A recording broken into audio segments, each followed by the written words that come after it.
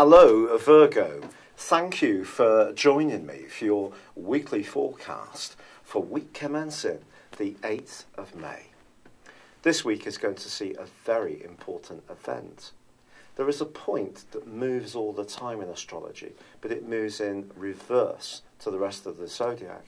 And it's the point of destiny, or the North Node, the dragon's head. Of course, the nodal axis sees on the other side of the heavens the South Node. Now, for you, over the last year and a half, well, 19 months to be precise, this has been working through your zodiac sign, giving you an opportunity to revitalise your individuality.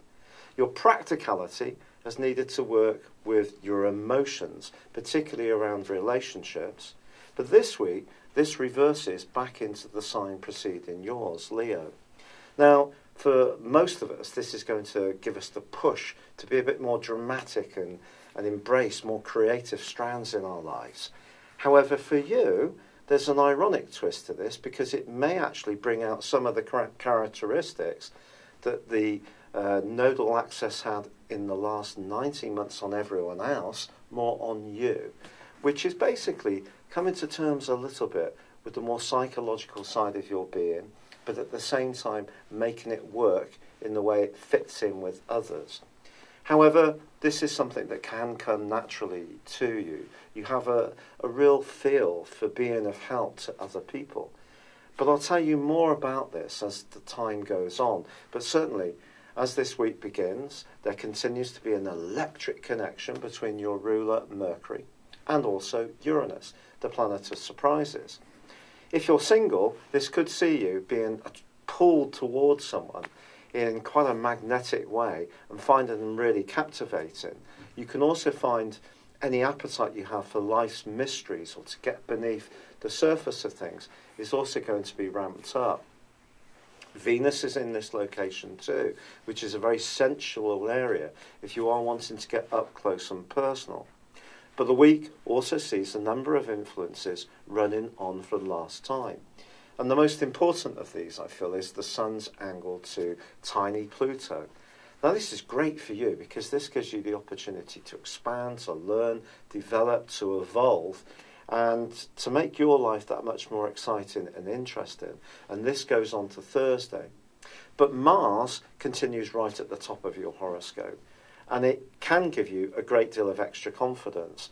This week it's forging a brilliant link to Jupiter. Now you'll know that Jupiter is the planet of good fortune, and this combination may see you a little bit more self-assured in some of your moves, and perhaps you will have some kind of slice of luck. But just be aware that if anyone's telling you any kind of key information, you have to make sure that this is correct before you pitch into a situation, especially as far as your assets are concerned. This is because Neptune is squaring up to Mars, and that another aspect that runs on from last week. And this can be a very muddling, in fact, it can be a very deceitful influence. So just be aware that not everybody you encounter may be as straight up and fair-minded as you'd like to think you are. However, if you are really sure of what you're wanting to achieve and you are wanting to expand your situation, your move this week could be quite dynamic. But the full moon, which occurs on Wednesday, does ask you to think very much about how the message or the travel or the ideas that you're going to be involved with are going to be perceived by other people. Someone close to you may much prefer to keep things as they were, even if you're wanting to shake things up. Then again, it could be that you kind of know that some change is needed, but you may be resisting this yourself.